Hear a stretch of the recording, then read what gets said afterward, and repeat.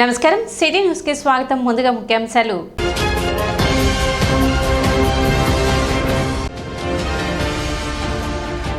రెండవ రోజు 39-40 వార్డులో పర్యటించిన మంత్రి Nadendla Manohar.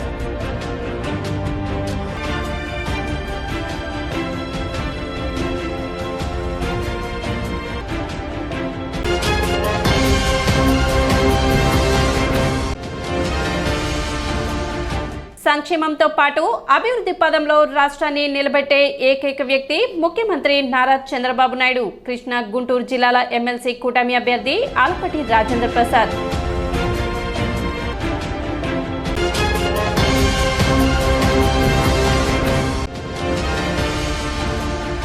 Consumer grievance red cell forum Vijayawada వారి ఆధ్వర్యంలో విద్యుత్ అదాలత్.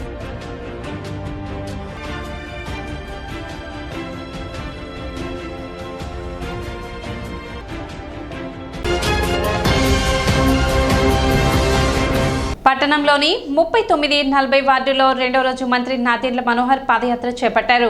అధికారులతో కలిసి నేరుగా ప్రజల వద్దకు వెళ్లి సమస్యలను మంత్రి నాదెండ్ల మనోహర్ అడిగి తెలుసుకున్నారు. క్షేత్రస్థాయిలో స్థానిక సమస్యలు తెలుసుకోవడానికి అధికార యంత్రాంగంతో పాదయాత్ర చేపట్టామని, ప్రజలు ఎక్కువగా పారిశుద్ధ్యం, రక్షిత మంచినీటి సమస్యలపై ఫిర్యాదు చేస్తున్నారని, ప్రజలు తన దృష్టికి తెచ్చిన ప్రతి సమస్యను యంత్రాంగంతో కలిసి పరిష్కరిస్తామని మంత్రి నాదెండ్ల మనోహర్ తెలిపారు. పట్టణాభివృద్ధికి మంచి ప్రణాళిక సిద్ధం చేసుకుని అభివృద్ధి పదంలో ముందుకు వెళ్తున్నామని, ప్రజల సమస్యల పట్ల నాయకులతో పాటు అధికారులు కూడా బాధ్యత తీసుకుని వెంటనే పరిష్కరించి ప్రజల మన్ననలు పొందాలని కోరారు. గతంలో అనేక అభివృద్ధి పనులు చేశాం, వాటిని కూడా గత ప్రభుత్వం నిర్లక్ష్యం చేసి నిర్వీర్యం చేశారని, రాబోయే రోజుల్లో నియోజకవర్గాన్ని సంక్షేమంతో పాటు అభివృద్ధి పదంలో ముందుకు సాగుతామని మంత్రి నాదెండ్ల మనోహర్ తెలిపారు. కార్యక్రమంలో కూటమి నాయకులు, కార్యకర్తలు పాల్గొన్నారు.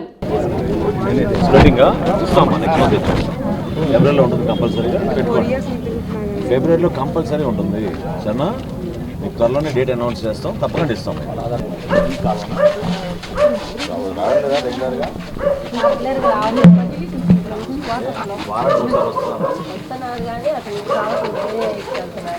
దాని తర్వాత మీరు ఎప్పుడన్నా మళ్ళీ వెళ్ళారా ఆఫీస్కి?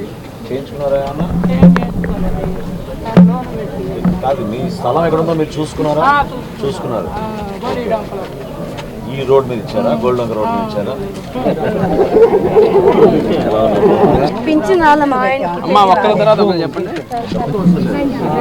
మీకు మెసేజ్లు వస్తాయి, మన సిబ్బంది ఉంటారు. జిరాక్స్ తీసుకోవాల్సిన అవసరం లేదు. మీకు కవర్ చేస్తాం. ఏప్రిల్లో ఇస్తాం. వస్తున్నామని తెలిసి కూడా మీరు చేయనప్పుడు ఇక రానప్పుడు ఏం చేస్తారా మీరు అసలు వర్క్? ఎన్నిసార్లు చెప్పాలి మీ అందరికీ? ఎందుకు చేయలేదు నాకు అది చెప్పు. నువ్వు మనుషులు లేరా? ఏంటి ప్రాబ్లం? ఏంటి తెలిసి నిన్న కూడా చెప్పా కదా. ఫస్ట్ డే కాబట్టి ఊరుకున్నాను, సెకండ్ డే నుంచి మాత్రం తప్పకుండా మన యాక్షన్ తీసుకోవాలని చెప్పాను. ఇట్లా చేస్తే ఎట్లా అండి? నాకు అర్థం కాదు. మీకు పని భయం లేకపోతే అసలు ఎట్లా? మీకు ఒక బాధ్యతగా తీసుకుని మనం పని చేసుకోవాలి. కానీ అది ఏంటి అసలు? ఎట్లా ఉంటుంది అసలు ఆ కాలం? ఏంటి అసలు దాని పరిస్థితి? ఎందుకు అట్లా వదిలేస్తున్నారు అంత నిర్లక్ష్యంగా? పగరం అందరం పగరం పగరం సార్, ఈ వార్డులో కాలువలు తీసే జెంట్సే లేదు సార్. అందరికి ఇబ్బంది.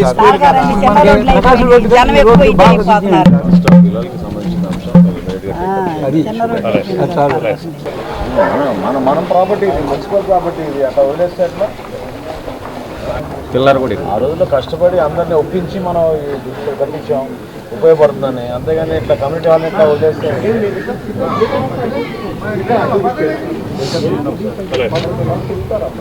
ఈరోజు హైతానగర్లో 39-40 వార్డులో స్థానికంగా ఉన్న సమస్యలు, ఇబ్బందులు, పౌరులకి ఇంకా మెరుగైన సేవలు ఎట్లా ఏ విధంగా అందించగలుగుతాం మున్సిపాలిటీ నుంచి అనే దానిపైన అందరితో కూడా మాట్లాడుతూ ముందుకు వస్తూ ఉన్నాం. ప్రధానంగా పారిశుద్ధ్యం గురించి, అదేవిధంగా రక్షిత మంచినీటి పథకం అందడం లేదనే విషయం మా దృష్టికి తీసుకొచ్చారు. నేను చైర్పర్సన్ గారిని, అదేవిధంగా కౌన్సిలర్ గారిని కూడా నేను కోరుతున్నాను, కొంచెం ఫండ్స్ అలొకేట్ చేసుకుని, ఒకవేళ శానిటేషన్లో సిబ్బంది తక్కువ ఉంటే ఖచ్చితంగా పెంచుకునే విధంగా చేద్దాం. ఎందుకంటే ఇప్పుడే చెప్తున్నారు వార్డు బాగా విస్తరించిందని, జనాభా ఎక్కువగా పెరిగారు కాబట్టి కొంతవరకు కొన్ని వార్డులో పూర్తి స్థాయిలో మేము అందించలేకపోతున్నామేమో. కనీసం వారానికి 2 రోజులు తూచా తప్పకుండా కాలువలన్నీ కూడా ఎప్పటికప్పుడు క్లీన్ చేసుకునే విధంగా ఒక బాధ్యత తీసుకోవాలి. ఆ పొరపాటు జరగకూడదు. దీనిపైన ఒక సమగ్రమైన ఆలోచనతోటి ఒక ప్రణాళిక సిద్ధం చేసుకుని రాబోయే రోజుల్లో ఏ వార్డుకి ఆ వార్డు, ఏ డివిజన్కి ఆ డివిజన్ బాధ్యత కలిగిన అధికారులకి ఆ విధంగా రెస్పాన్సిబిలిటీ అప్పచెప్పాల్సిన బాధ్యత కమిషనర్ గారి పైన ఉంటుంది. సో సిస్టమేటిక్గా చేసుకుంటూ ముందుకెళ్తాం. క్షేత్రస్థాయిలో పర్యటిస్తున్నప్పుడే మాకు ఇటువంటి సమస్యలు మా దృష్టికి వస్తున్నాయి. వీటిని తప్పకుండా చైర్పర్సన్ గారు కూడా అదే అంటున్నారు. గతంలో కూడా ఈ సమస్యల గురించి మాట్లాడారు. కానీ ఇంకా దాన్ని ముందుకు తీసుకెళ్లాల్సిన అవసరం, బాధ్యత అందరిపైన ఉంది. ఇదేదో ప్రజాప్రతినిధులుగా మేము మాట్లాడడం కాదు. అధికార యంత్రాంగం కూడా ఒక బాధ్యత తీసుకోవాలి. వాళ్ళు కూడా దీన్ని ఒక డ్యూటీగా తీసుకుని ప్రజలకి జవాబుదారం పెంచే విధంగా ప్రజలు ఏం కోరుకుంటున్నారో ఆ విధంగా పనిచేయాలి. దానికోసం మన అధికార యంత్రాంగం కానివ్వండి, ప్రభుత్వం కానివ్వండి. సో పురపాలక సంఘం నుంచి ఖచ్చితంగా మన 40 వార్డులో కూడా ఖచ్చితంగా మంచి ప్రణాళిక సిద్ధం చేసుకుని రాబోయే రోజుల్లో ఐతానగర్ ప్రాంతంలో ప్రత్యేకంగా నిన్న ఇవాళ మనం పర్యటించాం కాబట్టి ఇక్కడ మనకు అర్థమైంది ఏంటంటే లెవెల్స్ మెయింటైన్ కావడం లేదు. కొన్ని చోట్ల కొత్తగా రోడ్ నిర్మాణం చేసుకోవాలి. ఆరోగ్య సమస్యలు ఖచ్చితంగా వస్తున్నాయి, ఎందుకంటే డ్రైన్స్ సరిగ్గా లేవు కాబట్టి. ఎక్కడైతే కష్టపడి గతంలో కమ్యూనిటీ హాల్ నిర్మాణం చేశామో, జేకబ్ గారు ఉండేవాళ్ళు, జేకబ్ గారి టైంలో కష్టపడి అందరం కలిసి ఒక చక్కటి కమ్యూనిటీ హాల్ నిర్మాణం చేశాం. దాన్ని కూడా నిరుపయోగంగా శిథిలావస్థకు వచ్చే పరిస్థితి తీసుకొచ్చారు. అసలు ఒక ఆలోచన లేదు, విధానం లేదు. ఇది చాలా తప్పు. ఎందుకంటే మనం భావితరాలకు ఉపయోగపడే విధంగా ఆస్తులు నిర్మాణం చేసుకుంటాం, ప్రభుత్వ ఆస్తులు. సో తప్పకుండా వీటిపైన సమగ్రంగా మేము ఆలోచించి పాఠశాల వ్యవస్థలో కానివ్వండి, లేదా ఇక్కడ ఉన్న వసతుల విషయంలో కానివ్వండి, ప్రజలందరూ కూడా సంతోషంగా ఉండేటట్టు తప్పకుండా మేము చర్యలు తీసుకుంటాం. మండల పరిధిలో ₹1 మేర అభివృద్ధి పనులు శాంక్షన్కు సిద్ధంగా ఉన్నాయని ఎంపీపీ ధర్మరాజుల చెన్నకేశవులు మండల ప్రజా పరిషత్ సమావేశంలో పేర్కొన్నారు. స్థానిక మండల ప్రజా పరిషత్ కార్యాలయ సమావేశం హాల్లో ఎంపీడీఓ అత్తోట దీప్తి అధ్యక్షతన మంగళవారం నిర్వహించిన మండల సమావేశంలో ముఖ్య అతిథిగా పాల్గొన్న ఎంపీపీ ధర్మరాజుల చెన్నకేశవులు మాట్లాడుతూ సమావేశం ముఖ్య ఉద్దేశాన్ని వివరించారు. 2024-25 సంవత్సరానికి మిగిలిపోయిన వర్క్లు చేయకుంటే ఎంపీడీఓకు తెలియచేయాలని తెలిపారు. 25 నుండి 26 సంవత్సరానికి ₹1 మేర మండల గ్రామాల్లో అభివృద్ధి పనులు శాంక్షన్ దశలో ఉన్నాయని అన్నారు. అదేవిధంగా సంగం జాగర్లమూడి గ్రామం స్వచ్ఛ విలేజ్ అవార్డు అందుకోవడం పట్ల సర్పంచ్ పాలడుగు జై నాగలక్ష్మికి అభినందనలు తెలిపారు. ఈ సర్వసభ్య సమావేశంలో ప్రధానంగా మండల అభివృద్ధి పనులపై చర్చించారు. మన తెనాలి మండలంలో సంగం జాగర్లమూడి గ్రామంలో మన సర్పంచ్ గారు రాష్ట్రపతి అవార్డు అందుకున్నందుకు ఆమెకి అభినందనలు తెలియజేస్తున్నాం. అలాగే 2024-25 వర్కులు పెట్టిన వారు చేయగలిగితే చేయండి, లేదంటే రిప్రజెంటేటివ్ ఎండిఓ గారు కానీ ఏఓ గారు కానీ ఇవ్వండి. అలాగే మన 2025-26 సంవత్సరంలో ₹1 శాంక్షన్ చేయడానికి సిద్ధంగా ఉన్నాయి వర్కులు 15 ఫైనాన్స్. అదేవిధంగా మండల గ్రామాల్లో ఆయా విభాగాల ద్వారా అందుతున్న సౌకర్యాలు వివరించగా సభ్యులు తమ గ్రామాల్లో ఆవిష్కృతంగా సమస్యలను సమావేశంలో వెల్లడించారు. ఈ సమావేశంలో జెడ్పీటీసీ ఉమా ప్రణతి, వివిధ గ్రామాల ఎంపీటీసీలు, సర్పంచ్లు, గ్రామ కార్యదర్శులు పాల్గొనగా కార్యాలయ పాలనాధికారి శ్రీనివాస్ సమావేశాన్ని పర్యవేక్షించారు. సర్వసభ్య సమావేశానికి 12 మంది ఎంపీటీసీలు, సర్పంచ్లు, వివిధ శాఖ అధికారులు అందరూ హాజరయ్యారండి. ఇక్కడ మెయిన్గా ఒక 2 డిపార్ట్మెంట్స్ నుంచి అడగడం జరిగింది గౌరవ ఎంపీటీసీస్. ఒకటి బస్సెస్, ఆర్టీసీ డిపో నుంచి మేనేజర్ గారు వచ్చారు. వారిని బస్సు యొక్క ఫ్రీక్వెన్సీ కరెక్ట్గా లేదు, పీక్ టైంలో బస్సెస్ అందుబాటులో ఉండడం లేదని చెప్పారు. దానికి వారు అధికారుల దృష్టికి తీసుకువెళ్ళి ఆ బస్సెస్ ఏదైతే 9:30 తర్వాత బస్సెస్ ఉండట్లేదు గుంటూరు నుంచి తెనాలి అని చెప్పారో ఆ టైంలో వాళ్ళకి బస్సెస్ అరేంజ్ చేస్తామని ఒకటి చెప్పడం జరిగింది. హౌసింగ్ కాలనీస్లో ఈ విద్యుత్ దీపాలు కంటిన్యూస్గా వెలుగుతూ ఉన్నాయని చెప్పడం జరిగింది. అయితే దానికి సంబంధించి ఎలక్ట్రికల్ డిపార్ట్మెంట్ వాళ్ళు ఉన్నారో వాళ్ళకి ఇన్ఫర్మేషన్ ఇవ్వడం జరిగింది. అదేవిధంగా సెక్రటరీస్కి కూడా ఇన్ఫర్మేషన్ ఇవ్వడం జరిగింది. 24/7 విద్యుత్ దీపాలు వెళ్ళడానికి లేదు అనేసి చెప్పడం జరిగింది. అది రేపటి నుంచి మానిటర్ చేయడం జరుగుతూ ఉంటుంది. ఎన్ఆర్ఈజీఎస్ కింద మనకి ఇప్పుడు కొత్తగా మ్యాండేట్స్ జనరేట్ చేసి వర్క్ స్టార్ట్ చేయడానికి మనకి ఆల్రెడీ గౌరవ కలెక్టర్ గారు ప్రపోజ్ చేస్తున్నారు. కాబట్టి ఎన్ఆర్ఈజీఎస్ కింద ఇప్పుడు వర్క్స్ పెడతా ఉన్నాము. షెల్ఫ్ కూడా కరెక్ట్గా ఉంది, సఫిషియెంట్ షెల్ఫ్ ఉంది. దీనికి సంబంధించి ఇప్పటికి మ్యాండేట్స్ మనం బాగానే జనరేట్ చేస్తున్నాం. ఈ రోజు వచ్చేసి ఒక 600 మ్యాండేట్స్ మన తెనాలి మండలానికి సంబంధించి ఒక 600 మ్యాండేట్స్ కూడా మనం జనరేట్ చేయడం జరిగింది. Veterinary department and NREGS department ఈ రెండు కోఆర్డినేషన్తో క్యాటిల్ షెడ్స్ మనం కట్టిస్తూ ఉన్నాము. కొత్తగా 18 క్యాటిల్ షెడ్స్ మన మండలానికి శాంక్షన్ అయింది, విలేజ్కి ఒకటి చొప్పున. దానికి సంబంధించిన అప్లికేషన్స్ మన వెటర్నరీ డిపార్ట్మెంట్కి వెళ్ళినట్టయితే వాళ్ళు ఒకసారి చెక్ చేసుకొని క్యాటిల్స్ కానీ లేకపోతే షీప్ కానీ ఉన్నాయో లేదో ఒకసారి చెక్ చేసుకొని మనకు పంపించడం జరుగుతుంది. ప్రీ స్కూల్ పిల్లలు అనగా 3 నుంచి 6 సంవత్సరాల వరకు ఉన్నటువంటి మన సర్వేలో 1891 మంది ఉంటే నమోదు అయిన వారు 777 మంది. వీరిలో సగటున 718 మంది మన అంగన్వాడీ కేంద్రాలకి హాజరవుతున్నారు. ఇక్కడ మనము మండల స్థాయిలో గత నెలలో కిషోర వికాసం అని చెప్పి ఒక ప్రోగ్రామ్ చేస్తున్నాము. దాని యొక్క ముఖ్య ఉద్దేశం ఏంటంటే ఎవరైతే ఈ కిషోర వయసులో ఉన్నటువంటి బాలబాలికలు ఉన్నారో వాళ్ళకి వయసు రీత్యా వచ్చేటువంటి మార్పులు కానివ్వండి, ఆరోగ్యము, పోషకాహారము, పరిశుభ్రత వీటన్నిటి గురించి కూడాను మన ఎక్కడైతే ఈ గ్రామాలలో స్కూల్స్లో కూడాను పిల్లలకు అవగాహన కల్పించి వాళ్ళు మంచిగా ఉండాలి అనే ఉద్దేశంతో ప్రోగ్రామ్ అనేది జరిగింది. అలానే విలేజ్ లెవెల్ కమిటీస్ అనేవి కూడా ఫామ్ అయినవి.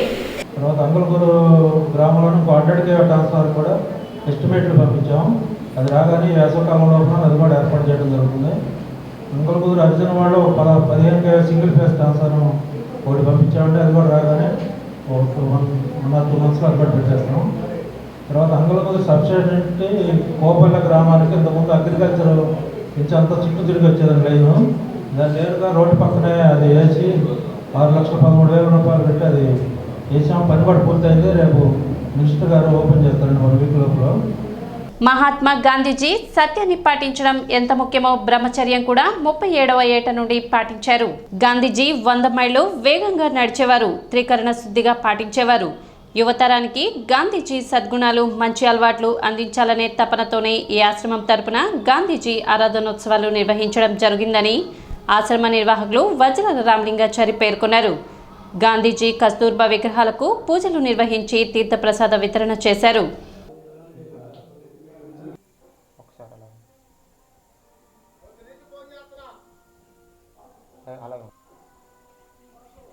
ప్రపంచ పూజితులు శ్రీ మహాత్మా గాంధీజీ ఆరాధన ఈ నెల 30వ తారీఖు. ఈ సందర్భంగా గాంధీ ఆశ్రమంలో వారోత్సవాలు జరుపుతున్నాము. విశ్వశాంతి కోసం జరుపుతున్న ఈ వారోత్సవాలు ఈరోజు 5వ రోజు. మహనీయుల్ని స్మరించుకోవడంతోనే విశ్వశాంతి కలుగుతుంది. ఎందుకంటే మహనీయులు అంతటి శక్తివంతులు. ఈ వారోత్సవాలు ఒక ప్రత్యేకత ఏంటంటే కనీసం ఈ వారం రోజులన్నా కూడా సమాజంలో ప్రత్యేకంగా గాంధీజీకి, కస్తూరి మాతాకి పూజలు చేద్దామనే ఉద్దేశం నిత్యం జరుగుద్ది.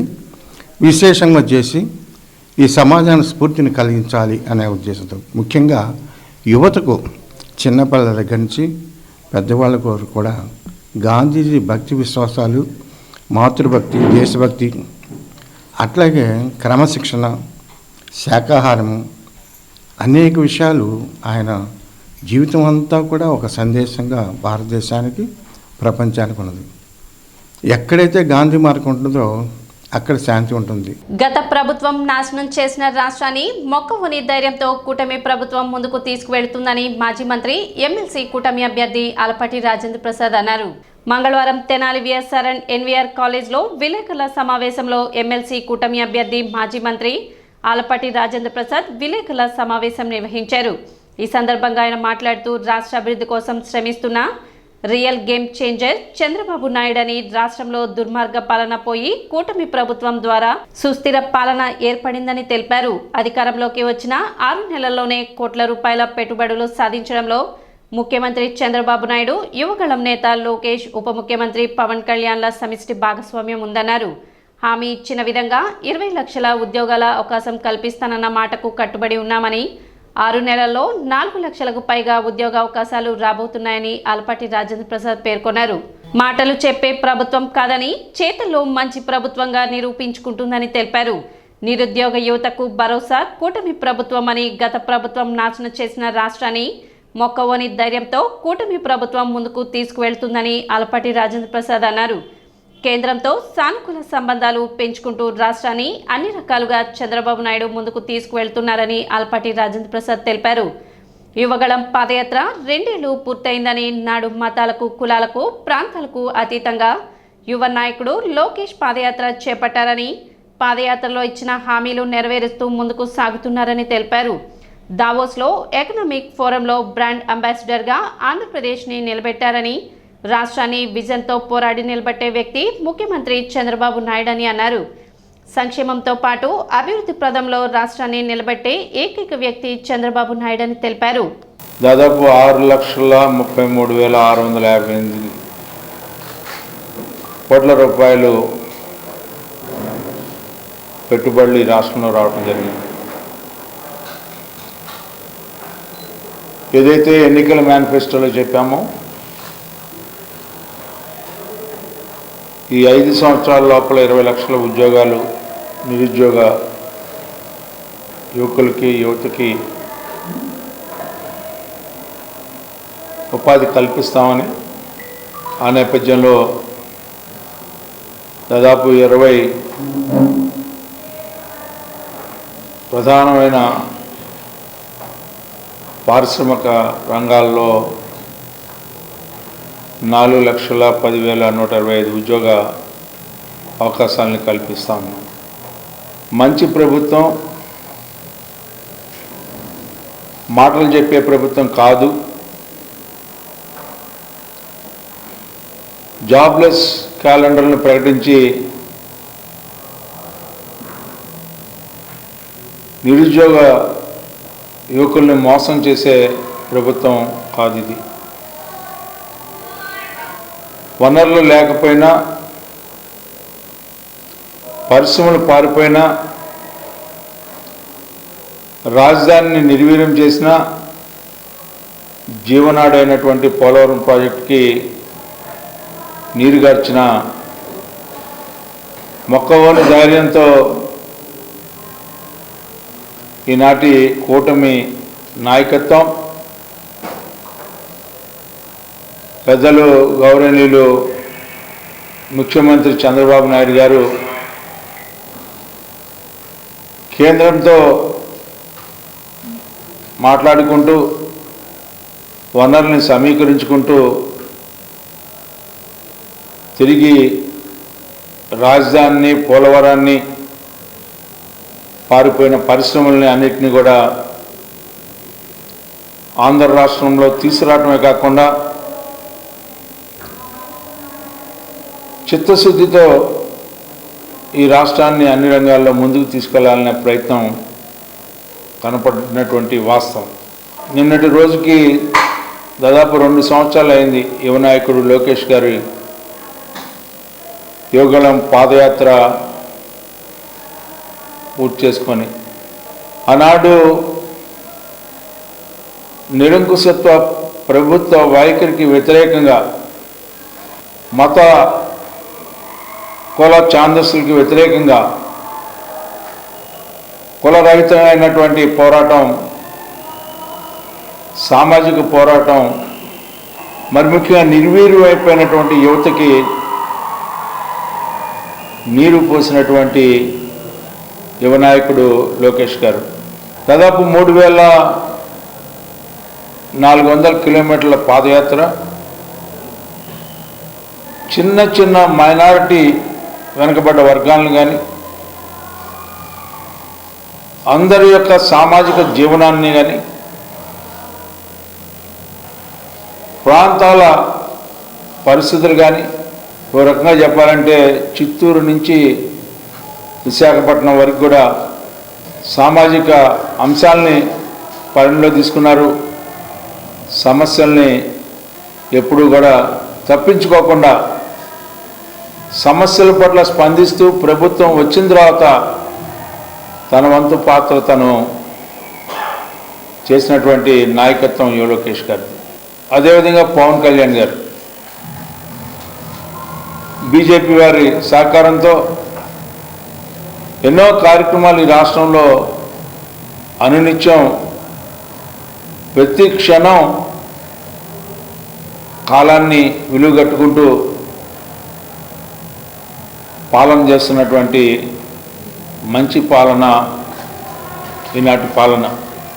దాంతోపాటు పర్యావరణ రక్షణ ఇవాళ ప్రకృతి విలయతాండం చేస్తూ ఉంది.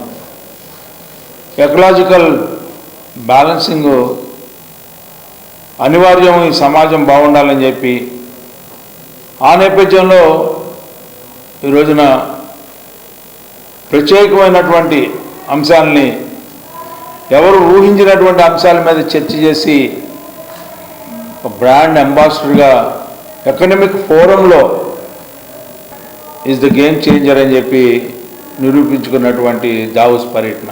తపాలా శాఖ ఆర్థికంగా బలోపేతం కావాలని కుంచనపల్లి, ఎర్రపాలెం పోస్ట్ ఆఫీసుల పరిశీలన, పోస్ట్ ఆఫీసుల ఆదాయం పెంచడంపై ఉద్యోగులతో పెమ్మసాని చంద్రశేఖర్ చర్చించారు. తపాలా శాఖను ఆర్థికంగా బలోపేతం చేసేందుకు ఎన్నో వనరులు అందుబాటులో ఉన్నాయి. క్యాష్ సెంటర్ నుంచి ప్రాఫిట్ సెంటర్గా ఎలా చేయాలి అనే అంశంపై నేడు పరిశీలన చేశాం. గ్రౌండ్ రియాలిటీ తెలుసుకునేందుకు ఉద్యోగుల నుంచి అభిప్రాయాలు అడిగి తెలుసుకున్నామని గ్రామీణాభివృద్ధి కమ్యూనికేషన్ శాఖ కేంద్ర సహాయ మంత్రి డాక్టర్ పెమ్మసాని చంద్రశేఖర్ తెలిపారు. మంగళగిరి నియోజకవర్గంలోని కుంచనపల్లి, ఎర్రపాలెం గ్రామాల్లో గల పోస్ట్ ఆఫీసులను పెమ్మసాని మంగళవారం పరిశీలించారు. ఉద్యోగుల జీతాలు, ఇన్సెంటివ్లు ఎలా అందుతున్నాయి, ఇన్సూరెన్స్లు ఎలా జరుగుతున్నాయని సిబ్బందిని అడిగి తెలుసుకున్నారు. ఉద్యోగులతో మాట్లాడుతూ తపాలా శాఖకు ప్రస్తుతం 13,000 కోట్లు ఆదాయం ఉంటే ఖర్చులు 35,000 కోట్లు ఉన్నాయని, ఈ క్రమంలో ప్రతి ఒక్క ఉద్యోగి శాఖ ఉన్నతికి కృషి చేయాలని తెలిపారు. కాగా పెమ్మసాని రాకను పురస్కరించుకొని తపాలా శాఖలకు వచ్చిన స్థానికులు స్పందిస్తూ తపాలా శాఖ అభివృద్ధికి పలు సూచనలు అందించారు. కార్యక్రమంలో టీడీపీ తాడేపల్లి మండల ప్రెసిడెంట్ అమర సుబ్బారావు, తాడేపల్లి మండల జనసేన అధ్యక్షుడు సామాల నాగేశ్వరరావు, టీడీపీ గ్రామ అధ్యక్షుడు కానుగోలు కోటేశ్వరరావు, మంగళగిరి నియోజకవర్గ పరిశీలకులు సత్యనారాయణ, గ్రామ అధ్యక్షురాలు అరుణ, అలాగే తపాలా శాఖకు అధికారులైన CPMG Andhra Pradesh circle Prakash, post master general DSV R Murthy, superintendent of post office U Yalamandaiah తదితరులు పాల్గొన్నారు. సో కొంచెం తాడేపల్లి నుంచి బ్యాగ్ తెచ్చి ఒకటి ఎక్కడ ఇచ్చి ఇక్కడ డెలివరీ చేసుకొని మళ్ళీ కొంచెంపల్లి పాతూరులో కూడా బీఓ ఇచ్చేస్తాం, అంతే కదా? బీఓ బ్యాగ్ ఇచ్చి provided by the BPM branch post master అంటే యావరేజ్ రోజుకి మరి మీకు 4 గంటలు కరెక్ట్ వర్క్ ఉంటుందా? రిసీవ్ చేసుకోవాలి సార్, మొబైల్లో రిసీవ్ చేసుకోవాలి, ఆ డెలివరీ చూసుకోవాలి సార్. డెలివరీ తను చెప్తాడు, లిస్ట్ తెచ్చిస్తే నేను డెలివరీ కొడతాను సార్. రిమార్క్స్ ఉంటే రిమార్క్స్ పెడతాము, మెయిల్స్ డిస్పాచ్ చేయటం, బుకింగ్స్ చేయటం, అలా ఐపీపీబీ విత్డ్రాస్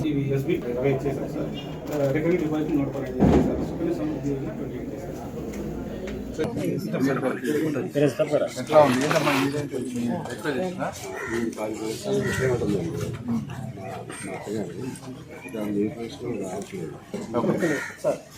చూస్తా మాట్లాడు. నా దగ్గర ఉంటున్నారని నా పక్కన గార్డెన్ వచ్చింది, గార్డెన్ నుంచి కరెంట్ వైట్లన్నీ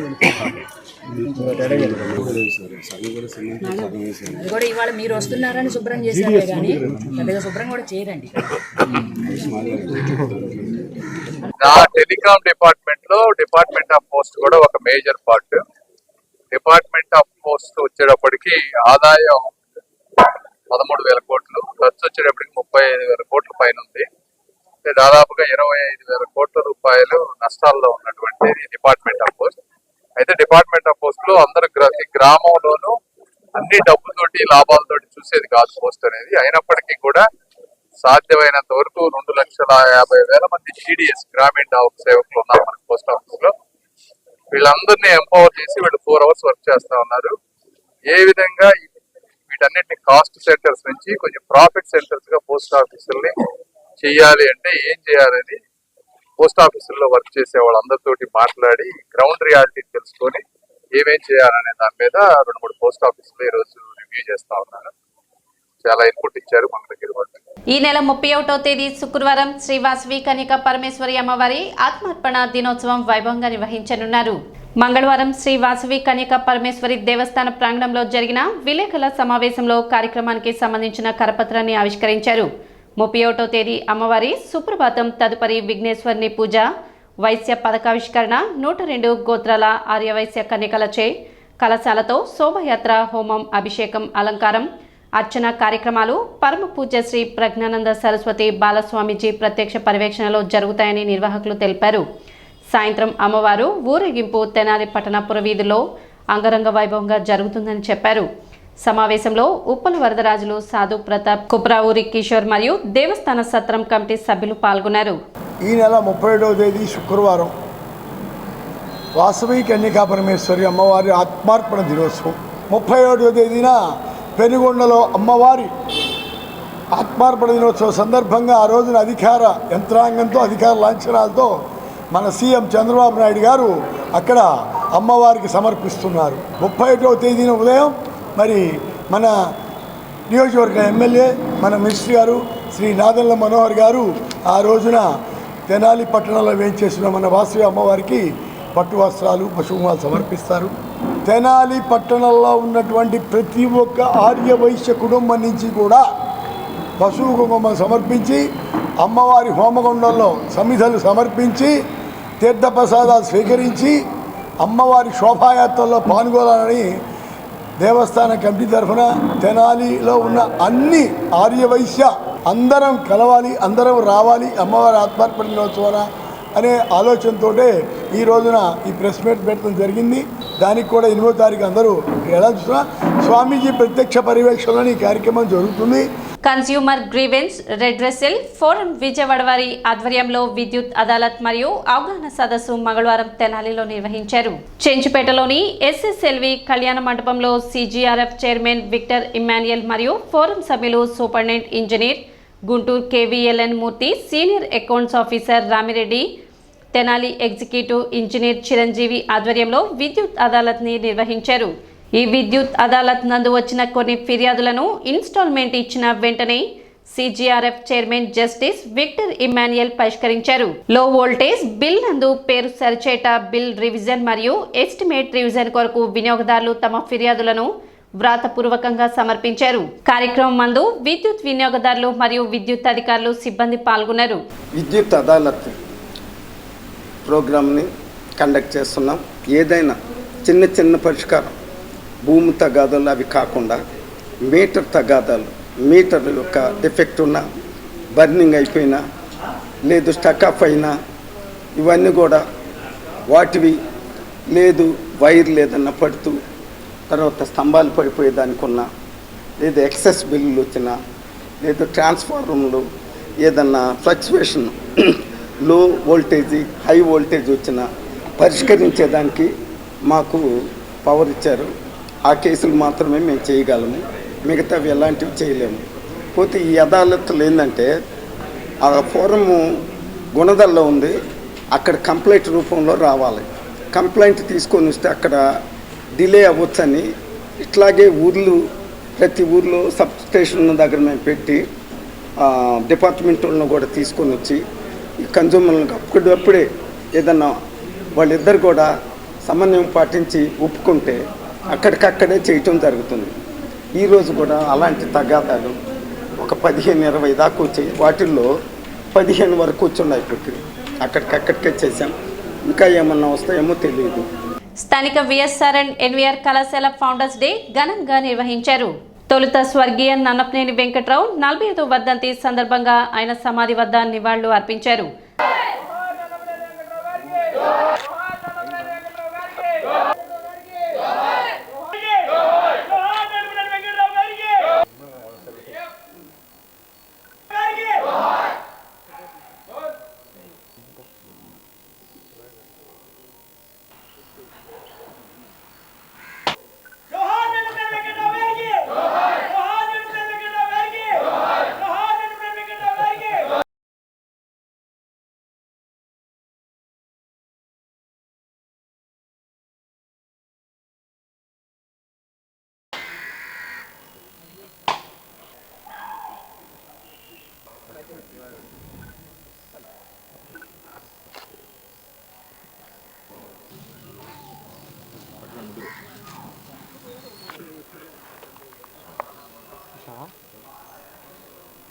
మరోలేని మహామనిషి నన్నపనేని వెంకట్రావు గారు ఏనాటికైనా, ఎన్నేళ్లకైనా, ఎన్ని తరాలైనా కూడా గుర్తుండే విధంగా ఆయన మనకు తెలుసు. ఆయన ఒక మనిషి కాదు, ఒక వ్యక్తి కాదు, ఒక శక్తి. అందరి హృదయాల్లో చిరస్థాయిగా నిలిచిపోవడానికి కారణం విద్యారంగం పట్ల ఆయనకున్న గౌరవభావంతో పేద బలహీన వర్గాల కోసం నిర్మించినటువంటి ఆ కళాశాల నిదర్శనం. అలాగే రైతాంగం కోసం అహర్నిశలు కష్టపడి ఊరూరు తిరిగి మెంబర్షిప్లు చేర్పించి షుగర్ ఫ్యాక్టరీ నిర్మాణం చేయటం అదొక తార్కాణం. అంతేకాకుండా నీలం సంజయ్ గారితోనూ, దామోదరం సంజయ్ గారితోనూ, అలాగే అనేక మంది రాజకీయ నాయకులతోనూ కులాలకు అతీతంగా, మతాలకు అతీతంగా తీసుకొచ్చి పెద్ద పెద్ద సభలు నిర్వర్తించడం, రావు గారిని స్మరించుకోవటం. రెండు విషయాలు అయితే నేను చెప్పదలుచుకున్నాను. ఒకటి, నేను అమెరికాలో ఉంటాము. మేము మన తెనాలి చుట్టుపక్కల ఎన్ని పల్లెటూళ్ళ నుంచి, ఒక 40-50 పల్లెటూళ్ళ నుంచి ఆ రోజుల్లో ఒక 60 ఏళ్ల క్రితం ఇంత పెద్ద కాలేజీని పెట్టి ఎంతమంది ఇక్కడ ఇంటర్మీడియట్ చదువుకొని తర్వాత ఇంజనీరింగ్ ప్రొఫెషనల్ కాలేజీలో డాక్టర్స్ చదువుకొని అమెరికాలో ఉన్నారు.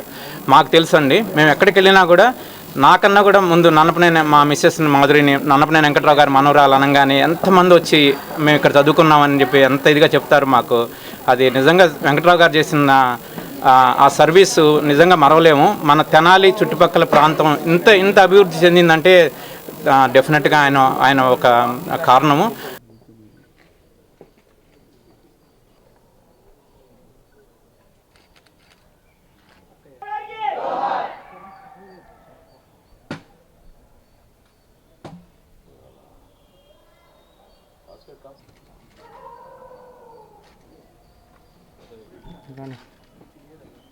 అనంతరం కళాశాలలో జరిగిన కార్యక్రమంలో నన్నపనేని వెంకట్రావు వర్ధంతి సందర్భంగా నిర్వహించిన వివిధ క్రీడా పోటీలో గెలుపొందిన విద్యార్థులకు బహుమతులు మరియు ప్రతిభ పురస్కారాలను అందజేశారు.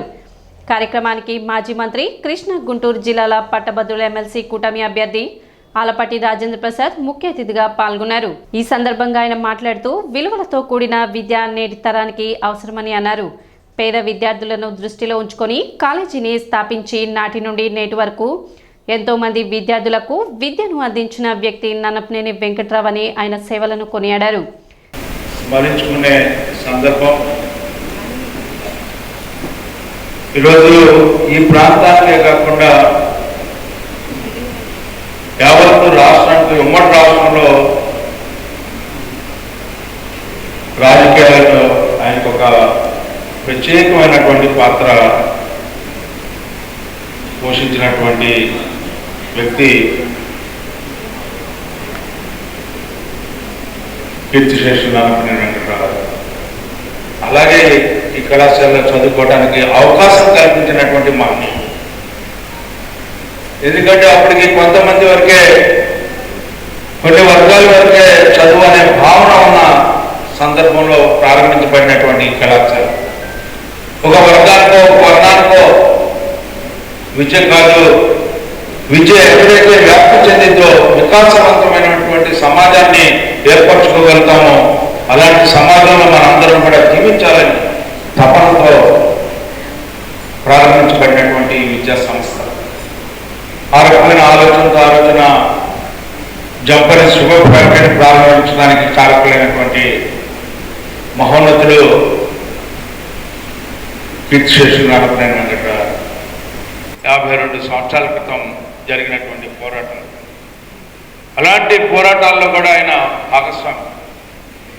ఆయన ఒక తలమానికంగా ఈ ప్రాంతంలో ఉన్నటువంటి వ్యక్తి. రాజకీయాల్లో ఈనాటికి కూడా నేను నన్నపనేని వెంకట్రావు గారి వర్గం అండి అని చెప్పుకునే ప్రజలు ఉన్నటువంటి ప్రాంతానికి ఆయన ఒక నాయకుడు అని చెప్పి మీకు మనం చేస్తాం. అంటే ఏ రకంగా ఆయన జీవించాడనేది మనం చూసుకున్నట్లయితే ఆయన ఏమీ ఆశించలా, ఆయన ఏమీ సంపాదించలా, కాస్త కూస్తో ఉన్నది పోగొట్టుకున్న వ్యక్తే కానీ ఆయన సమాజానికి ఉపయోగపడాలి, సమాజం ఎదిగినప్పుడే అది నిజమైనటువంటి పరిపక్వత చెందినట్టుగా అది నా పరిపూర్ణత, నా జీవితానికి ఒక పరిపూర్ణత ఏర్పడుతుందని చెప్పి ఆ రకంగా జీవించినంత కాలం కూడా. కార్యక్రమంలో మాజీ మహిళా కమిషన్ చైర్మన్ నన్నపనేని రాజకుమారి, ముకుందరావు, కంటంనేని సుధాకర్, ధూళిపాళ్ల సుధాకర్, కళాశాలల కరెస్పాండెంట్ నన్నపనేని సుధాకర్, భాగ్యలక్ష్మి, ఇంజనీరింగ్ కళాశాల CEO భాస్కర్, సుగుణ, డిగ్రీ కళాశాల principal Ravindranath, engineering college principal Ajay, Srirama rural కళాశాల డైరెక్టర్ కొలసాని తులసి ప్రసాద్, ఉపాధ్యాయులు, అధ్యాపకేతర సిబ్బంది పాల్గొన్నారు. ఈ సందర్భంగా విద్యార్థులు నిర్వహించిన పలు సాంస్కృతిక కార్యక్రమాలు ఆహుతులను అలరించాయి.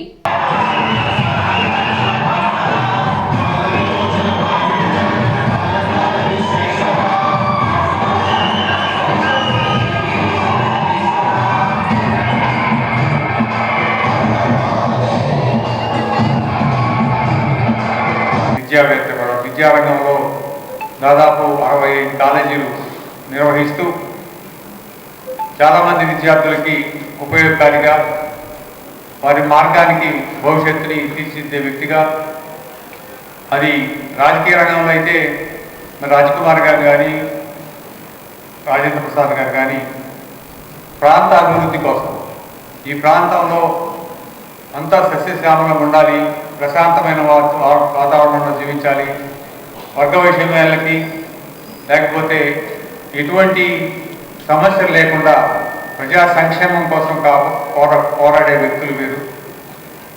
రాజ్కుమార్ గారికి కళాశాలకి విపరీతమైన సంబంధం.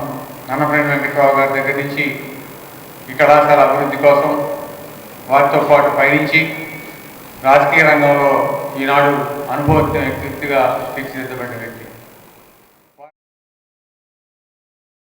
తెనాలి ప్రభుత్వ వైద్యశాలలో డాక్టర్ నిర్లక్ష్యానికి నిండు ప్రాణం బలైంది.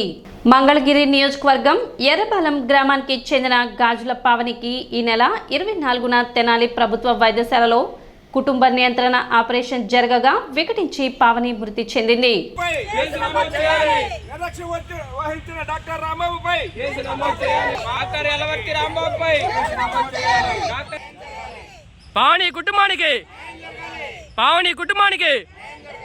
మంగళవారం ఐతానగర్ రక్షణ సైన్యం ప్రార్థన మందిరంలో స్త్రీల పండుగ జరిగింది. ఈ కార్యక్రమానికి ముఖ్య అతిథిగా కల్నల్ సుమిత్ర మసి వారి బృందం విచ్చేశారు. జ్ఞానం కలిగి ప్రార్థన శక్తితో ఉండాలని తెనాలి మండలంలో ఉన్న 26 సంఘాల స్త్రీలు పండుగను ఘనంగా జరుపుకున్నారు. లెఫ్టినెంట్ కల్నల్ సియోన్ కుమారి వారి బృందం, మేజర్ రత్నసుందరి, మేజర్ రాజ్కుమారి సంఘ సేవకుల సహకారంతో ఘనంగా నిర్వహించారు. తెనాలి మండలంలో మరి ఈ విధముగా గృహ సమితి ర్యాలీ జరగటం అనేది చాలా సంతోషకరము. రాష్ట్రీయ ముఖ్య స్థానం నుంచి టీపీడబ్ల్యూఎం గారు, వారికి సహకారులుగా మరి ఏస్మణి అమ్మగారు, అదే విధముగా విశ్రాంతం అమ్మగారు రావటం జరిగింది. సంవత్సరానికి ఒకసారి జరుగు ఈ యొక్క స్త్రీల కూడికలో దేవుడు ప్రతి ఒక్క స్త్రీని ఆశీర్వదించాలని, దీవించాలని కోరుకుంటున్నాము. ఈ తెనాలి మండలంలో ఉన్నటువంటి ప్రతి ఒక్క గృహ సమితి సభ్యురాలకి నా వందనాలు తెలియజేస్తూ ఉన్నాను. దేవుడు బహుగా ఈ యొక్క ర్యాలీని జయప్రదము జరిగిస్తూ ప్రతి ఒక్కరూ దీవించబడాలని, ఆశీర్వదించబడాలని మా యొక్క కోరిక అయినది. సంఘాలను కూడా మీరు మా గురించి ప్రార్థన చేస్తూ ఉన్నారు చాలామంది. వారందరినీ దేవుడు ఆశీర్వదించును గాక. ఆమేన్. సిటీ న్యూస్ ముగించే ముందు ముఖ్యాంశాలు మరోసారి.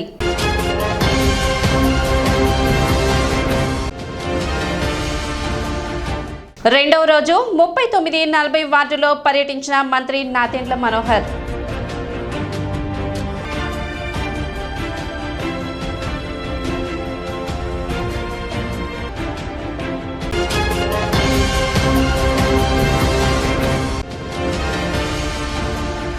సంక్షేమంతో పాటు అభివృద్ధి పదంలో రాష్ట్రాన్ని నిలబెట్టే ఏకైక వ్యక్తి ముఖ్యమంత్రి నారా చంద్రబాబు నాయుడు. కృష్ణా గుంటూరు జిల్లాల ఎమ్మెల్సీ కూటమి అభ్యర్థి ఆలపాటి రాజేంద్ర ప్రసాద్.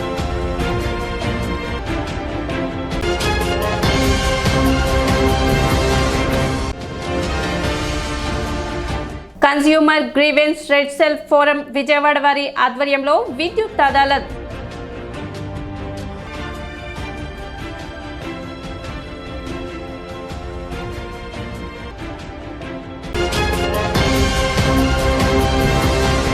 సిటీ న్యూస్ ఇంతటితో సమాప్తం. నమస్కారం.